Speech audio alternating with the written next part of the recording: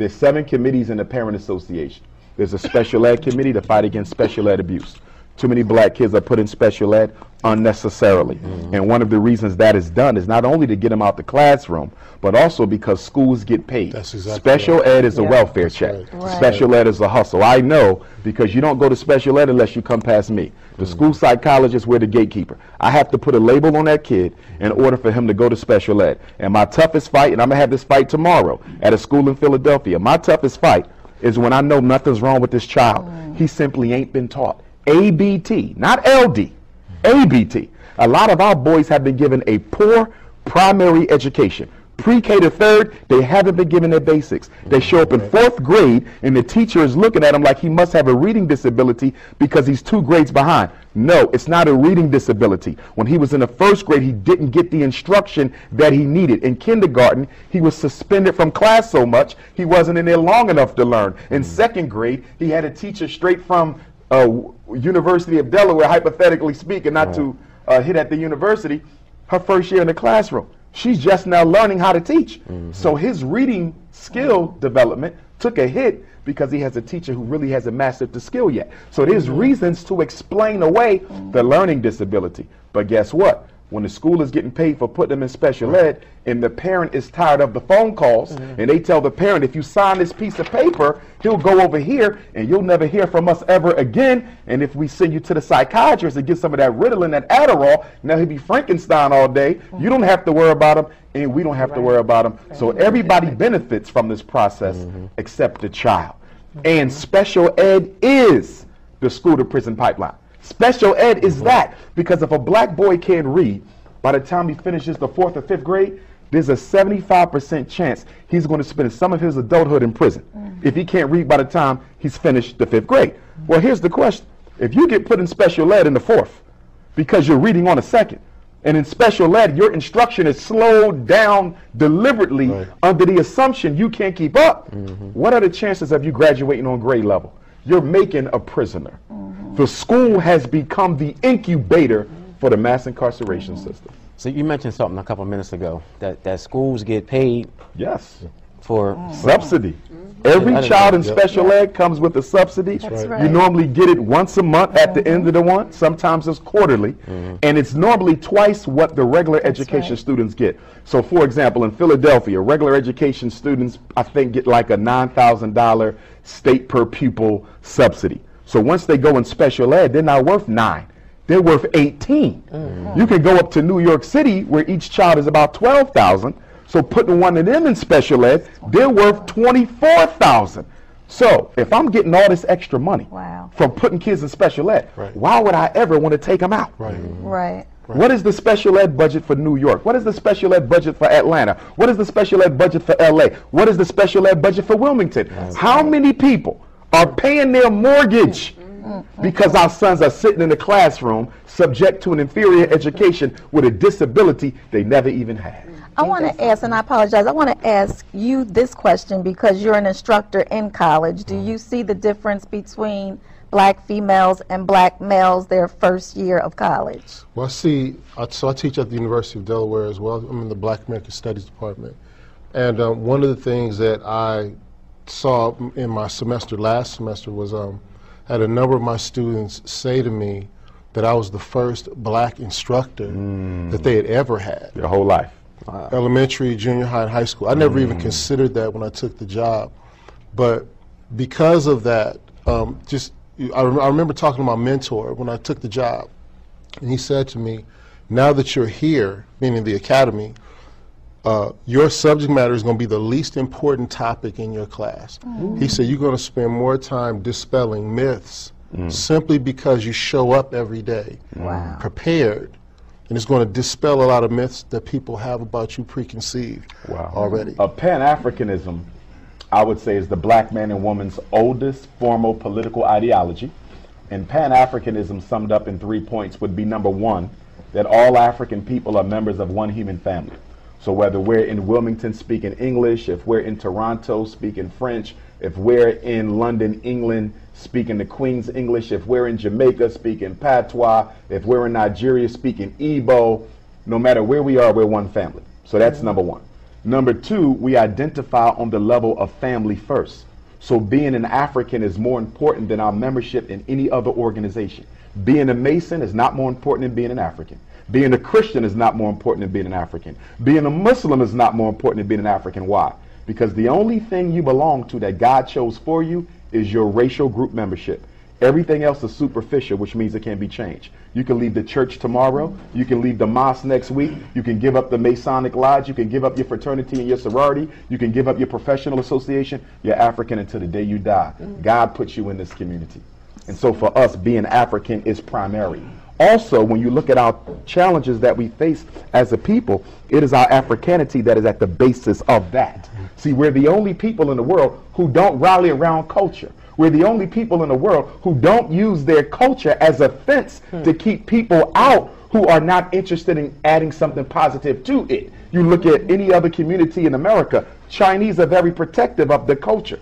European Jews are very protective. Arabs, East Indians are protective. African Americans don't have that pride and protection that we should when it comes to our cultural reality in Malou. And so that's Pan-Africanism. And I would say the third piece on Pan-Africanism, we believe that as the African continent goes, so goes all African people.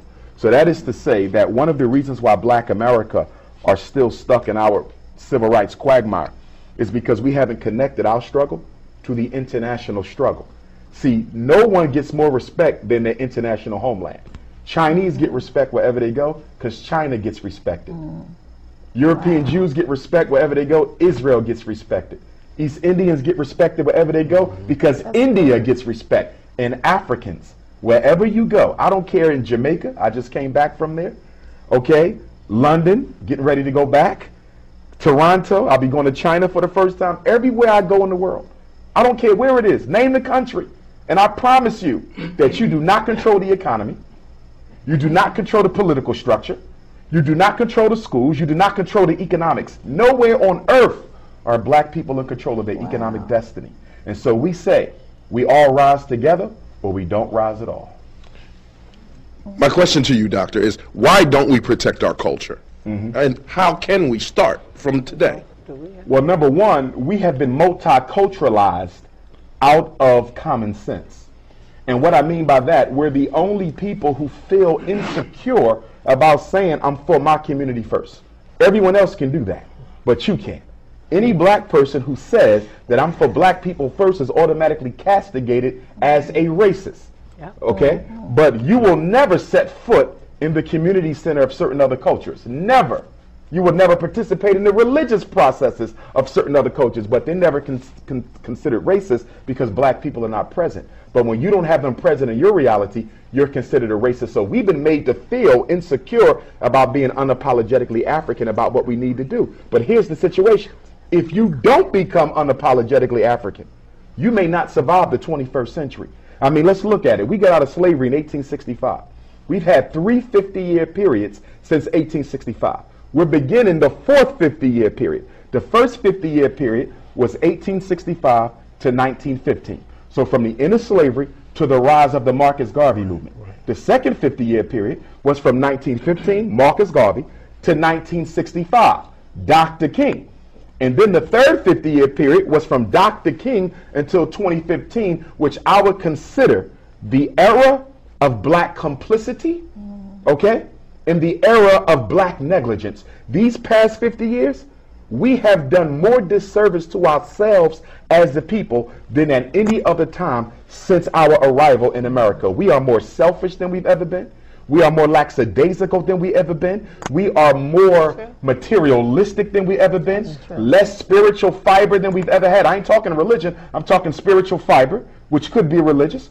And now we're in the start of our 4th 50-year period, 2015, okay, which is going to take us from 2015 until about 2065, which will be our 200th year anniversary since the end of slavery. And it don't look good because Black people are so insecure about who they are that we're trying to be everything but who we are, failing to recognize that you cannot hide. Everyone knows an African when they see one. The target audience is the whole community. It's those on the bottom, it's those at the top, it's also those that are in between. Going back to your point of wealth, One of the biggest things I see, and I'm coming from the psychological side, we're probably the only group in America, the only cultural group who does not believe in intergenerational financial planning.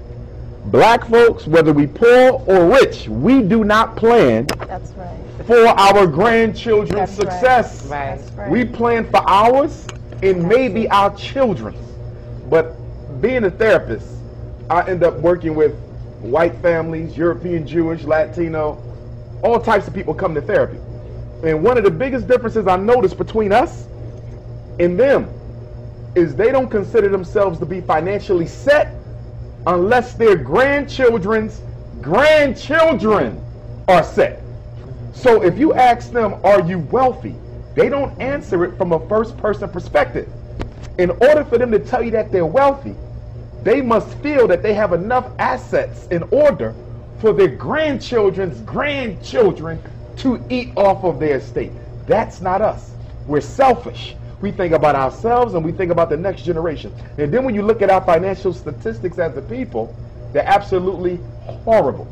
We talk about Wilmington, Delaware, the educational outcomes in Wilmington. Well, guess what? We spent $600 million on McDonald's last year, nationally. Black people spent $2 billion on Air Jordans, $4 billion on alcohol, $9 billion on weave and perm for 1 year. With that type of money, why doesn't every child in Wilmington have the prerogative to attend, not a charter school, because they're still public, but an independent African-centered school? Every city in America should have an independent African-centered school. We spend more at the supermarket and on our feet and on our body than we do to put information in our children's heads. Now, there's certain institutions we can't control. You cannot create your own criminal justice system. You cannot create your own legal system, but you can create your own school system. So it's absolutely unacceptable for our boys to be going from preschool to prison when they live in a community that spends $9 billion on hair or $2 billion on sneakers or $4 billion on alcohol. So I say that to say this. Before we can have any other revolution in the black community, political, economic, family, you got to have a psychological revolution. Until black people change the way we think about ourselves and our future, nothing else changes. Because you can take the slave out of slavery, but only the slave can take the slavery out of himself. What is wrong with you?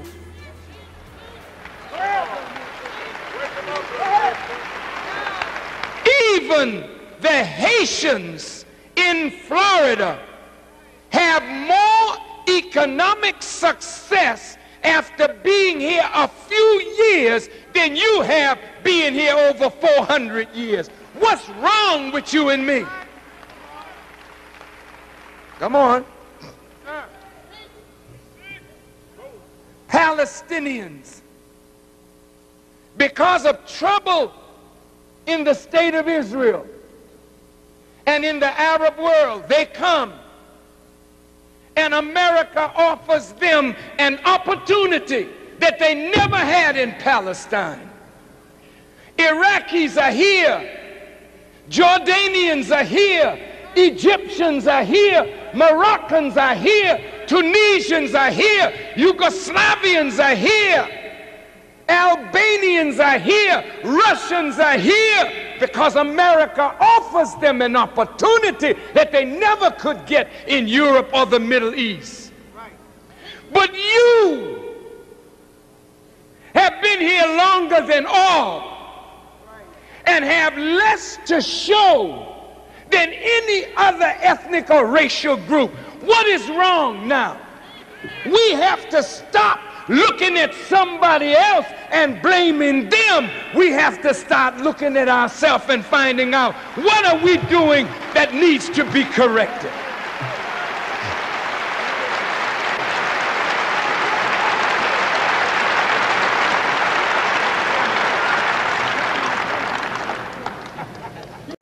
Idea is to keep you away from disciplines that will help you to build a future for your people. That's why I call them misguidance counselors. That's what they're there for. And if you're studying engineering and you're having a hard time, do you think they will encourage you? Stick to it. You can do it. Oh, no. Oh, yes. Well, you know what? African American Studies, you know, that's a great course. We have so-and-so coming to teach. And after you get your degree in African American Studies, put that on the market and see what you get. May God bless you, sister. I hope I answered your question. The third purpose of the slave patrol was to visit assemblies of slaves, unannounced, where disorder might develop or where conspiracies for uprising would be planned. That was the job of the slave patrol. The patrol system literally gave every white person authority over every black person, whether the black person was free or a slave. Well, what do we mean by the modern day patrol system? Well, brothers and sisters, today, all over the country, the conditions are the same as back then. Follow what I'm telling you. Police officers today, regularly, whenever they get ready, will stop black motorists, particularly young black male motorists, demanding to see their driver's license with the same threatening air of authority that the old slave patrollers demanded to see the passes of the slaves. Are y'all hearing what I'm saying? And if you don't have your driver's license, just like back then, if you didn't have your pass, you were arrested or given a summons or returned back to your master. Oh, this is some deep stuff. When did you stop being a slave? And I hope this message gets out to my people so they can see the program and begin to do something about it. There's another entity at work in our society. It's called the housing projects. Look at the person next to you and say, the projects is designed to prepare you for jail. Can I talk African liberation here today? Now, although many institutions profit from the menace of drugs and crime, in order to keep it from destroying white America, the powers that be decided that it must be contained within the black community, which itself must be contained in order to be controlled. Now follow this, brothers and sisters. I'm not just telling you some stuff that I'm thinking here. No, come on with it. Let me show you what I'm talking about. In the year 1945, what year did I say, y'all? 1945. Right. Now see, young people, some of y'all have got to do black history reports in school. If you want, I'll give you my notes. Okay? And you can read this for your black history report.